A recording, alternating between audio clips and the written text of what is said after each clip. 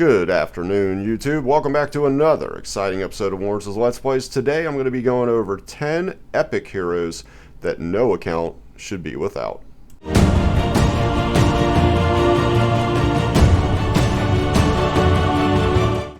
If you're new to my channel, thank you so much for stopping by. If you are a returning viewer, thank you as well for your continued support. Without any further ado, my name is Lawrence, and let's play. So let's jump in here.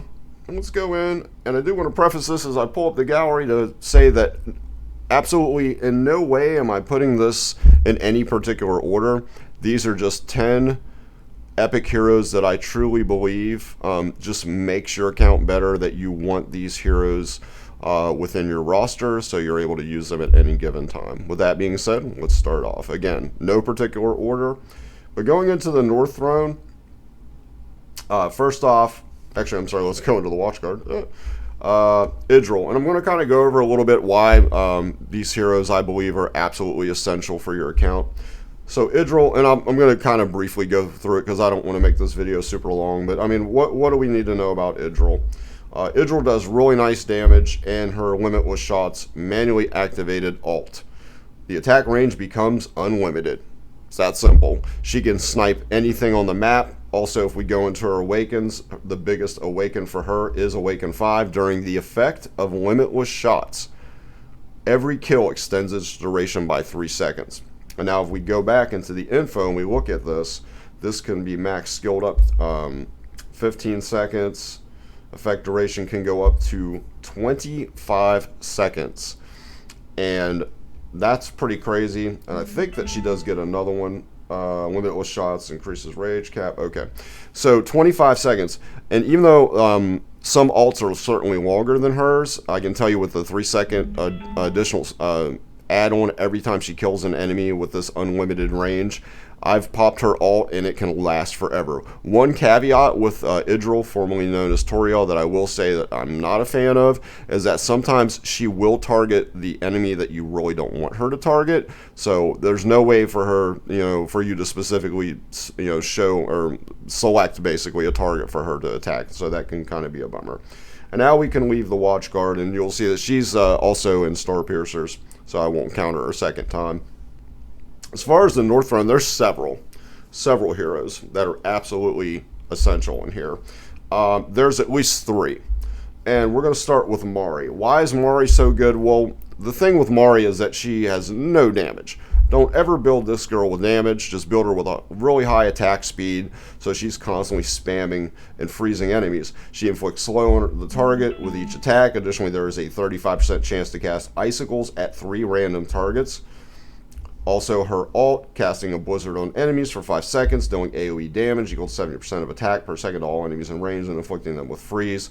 She is all about that freeze, all about that crowd control, amazing crowd controller. Increase the chance of attacks producing extra icicles, so up to 3, by another 15%. So that actually can get skilled up with awakenings to 50%.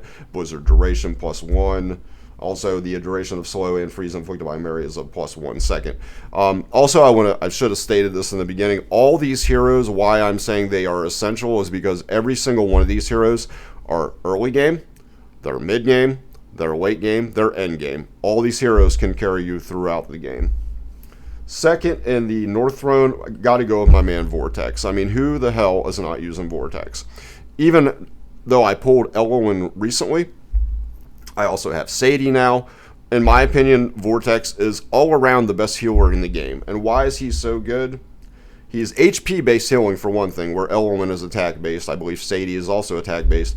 It's so much easier to build your Vortex to give him more sustain, more survivability because he's HP-based. I do prefer that versus attack-based healing. And also, increasing the healing multiplier by 25% for 20 seconds. When triggered, restores HP equal to 10% max HP for all allies in range. On his ult, it is a full party heal if they're in this range. If the heal amount exceeds their max HP, 110% of the excess max HP is going to grant them a water shield that lasts for 10 seconds. This is so clutch throughout the game. Also, if you go in and you look at, excuse me, actually, I don't think it's going to show it from here, but if you go in and look at the range. Look at the range on this. This is ridiculous. The amount of range that he can heal is just absolutely bonkers. I truly believe overall, as a healer and the sustainability, rather, the survivability he provides his allies with the shielding, I think makes him the best healer in the game, in my personal opinion. And also, let's talk about my boy Olag. Olag is unbelievable. I believe Olag is by far and away the best defender in the game. When you compare him with a Regulus, when you compare him, compare him to King Hars, who's a legendary lord from Northrend that I was actually fortunate enough to get recently and got a copy of. He is amazing. When you talk about doing what a tank does, which is just absorbing redunculous amounts of damage, there is no one, in my opinion, better in the game. And that includes Brokir. And I have Brokir, and Brokir is amazing with his ability to add some CC with the freeze. But I still say, overall, the best tank in the game is absolutely Olag. Stops attacking. This is his unbreakable manual alt. Stops attacking, shifts to a defensive stance for 25 seconds. Increases physical damage reduction by 40% and block by 1. You see the extra physical damage reduction fully skilled, and I have him fully skilled, can go up to 50%. But another big thing with him, increase the strength of the shield, right here, by an additional 10%. All damage reduction, plus 5 at A4. When the ultimate is triggered, grants physical damage reduction of the same duration to adjacent allies. So he's also helping his allies out with some physical damage reduction. Like, this guy is unbelievable, and he is absolutely used throughout the game. Now let's go into Nightmare Council. And to be perfectly honest, I would choose one, and that would be Wrath. Wrath can, again, carry you throughout the game. The big thing with Wrath is really... his talent, Wrath's crit rate plus 15%. A crit hit has a 20% chance to attack 2 times quickly, which is great. Really pairs up excellent with Torador as your legendary lord for Nightmare, because he gives, I believe, a 30% additional chance for another basic attack from one of your teammates that share that faction. Also, pretty low cost for a fighter, 16. And then if you go into his Awaken, this is what really makes him clutch. When Heavy Blow rather is triggered, the hero restores HP equal to 30% of the total damage dealt. So he has great sustain, survivability for days. He does nice damage, and again, he's going to carry you throughout the game. That's the only one I'd really pick out of Nightmare. Cursed Cult. I guess you could argue Aeona because she's a very strong epic mage. That's providing, if you see in this list, you'll see I don't really have any mages listed for epic. I think she's a really solid epic mage. The big thing with her is that you really want to get her Awakening 5, increasing the ultimate duration by 5 seconds. You also want her A3 increases the damage of Starburst by 50%. You go into here and you see her talent, every 4 launched attacks on Starburst deal AoE damage around a target area, inflicting slow upon them, so some CC. During the ultimate, Starburst increases the range and total stars of Star Domain. Her Starfall alt, during the alt, that lasts for 20 seconds. Each attack summons a Star Domain at the enemy's location, doing 50% AoE damage. After a while, multiple stars will fall within the range of the Star Domain, doing 30% AoE damage 4 times. And this can go up to another 10% damage, so up to 60% damage. AoE damage from stars, 10%. So, yeah, she's absolutely solid. She can carry you throughout the game as well. Infernal Blast, there's really one. I mean, what can we say? Dolores is so throughout the game and so needed in endgame, it's not even funny. She is used everywhere. About the only place I don't use her, and I know she's rated very highly, is in Arena, because I'm able to beat teams that use Dolores with the inspiration buff. And let's talk about that inspiration buff. Applies 30% inspiration to other allies in range for 14 seconds. Well, what does that do? Increases attack proportional to the caster's attack while this effect is active. Whether other buffs affecting the inspiration will not take effect. Additionally, the caster is immune to each buff. So any ally within her very strange cross-like range is going to get that inspiration buff. And the big thing with her is you really want, at least at minimum, her A1 inspiration effect of graceful dancing increases by 20% on her alt. So then it actually increases by another 20%, which is bonkers. Then they're getting a 50% inspiration buff. Crazy. Crazy, crazy, crazy. Crazy damage. And she's used absolutely throughout the game. Like I said, you can use her in arena. If you want higher guild boss scores, you're going to use her in guild boss.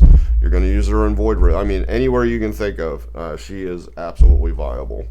And then star piercers, there's really only one that I would list here, and that's because I already listed Idril. Idril also being a member of the the Watchguard faction, so we're not going to list her a second time. But in the Star Piercers, also I would say Wineria. Wineria is absolutely clutch because until you get a Raka, I do not have a Raka, who would just really blow Wineria away because of the additional benefits she provides to her allies, like the 5% additional damage up to 10 tiles away. It just is absolutely bonkers. But Wineria really comes in the clutch for the main reason. The 10% attribute buff to allies of her faction is one thing, but the increased allies attack range is so clutch. Throughout the campaign, there's times where, because of this increased range, your Silas, your Tariels, your Briennes are able to hit enemies that have like the timer like above their head. So you can actually take out enemies before they even not only get a chance to attack your platform units, your marksmen primarily, but also they can kill that enemy or enemies before they even get a chance to move because of Wineria's Lord skill. Esoteria Order, there's one. All day long, let's talk about it. Laurel, actually no, there's two, because there's also Hollow. Laurel, I mean, what's there to say about Laurel? All you got to know is her talent. Increases rage regen attack by 1, additionally upon death, provides surrounding allies with a restoration of 50% of the rage caps, which of course we've all determined that is misleading, because you can just simply place her down and then take her out. Place her down, take her out, get the immediate boost of rage. That's really all you need to know about her. And what's really unique about Laurel is, unlike a lot of these other heroes, you don't have to build her. Like, you literally, it's actually kind of sad, because she is the most put down hero that you just immediately take back, that doesn't really get a lot of chance to stay in the field. But Laurel's absolutely amazing. And then let's talk about, I'm sorry, not, oh, that's right, AI's not there. I'm stupid, never mind. I was going to say Hollow. Chaos Dominion, they're one of the hardest factions to summon for until Supreme Arbiters came around as the newest faction, so there's really not any essential units in that faction, in my opinion, or in the Supreme Arbiters as well. I did miss Hollow for some reason. I don't remember what faction Hollow is in. You know what? Let me just go to my hero list, and we'll find Hollow real quick. There she is. I forgot what faction. Oh, she's Cultist. Okay, I completely forgot. So the thing with Hollow is this rage regen, especially if you get it maxed out. When Light of Bliss is active, which is her ult, recovers 1.4% rage for allies in her range every 1 second. So she is great for rage, the Rage Cheese comp with Laurel to boost your guild boss scores. She is absolutely essential and used throughout the game. Very, very solid. And I do want to, before I close this video out, I'm going to give an honorable mention as well to someone else that I completely forgot about. I got to find her. It's like her sister. I still only have her at 3. I need to get her to 5. But that's AI. AI is really, really good. I didn't really realize how good she was. I was kind of sleeping on this hero, but not necessarily her damage. She does do very nice damage. But the big thing with her is her crystal bombs are crazy. How she keeps just throwing them out on the field. Like, it's great in Gear Raid 1 for CC to be able to slow the enemies down. Like, throughout the game, anywhere where you're trying to, like, just keep an enemy frozen consistently, multiple enemies frozen consistently, AI can be really, really clutch. And that's my list as far as the epics. Like I said, I think I ended up being 10, and the honorable mention with AI. All these epics are amazing, and there's other epics that are really good that I'm leaving out, certainly, like a Maul. Maul is really, really good, but I don't feel like essential, like you're going to use him throughout the game. There's other options you can use in his place. If you found this video helpful, informative, or both, please do smash that like button. Also consider subscribing to the channel if you have not already. Also keep it locked right here at Lawrence's Let's Plays for additional Watcher of Realms content coming your way real soon. Be on the lookout because I've been hoarding some summons and some diamonds, and I'm going to be bringing you a nice old summoning video. That's going to be coming out here actually real soon. So be on the lookout for that. As always, activate your notification bell so you'll know when I've got new videos uploaded. And with nothing left to say, this has been Lawrence for Lawrence's Let's Plays, and I am out of here. Take care, everybody. I'll see you real soon.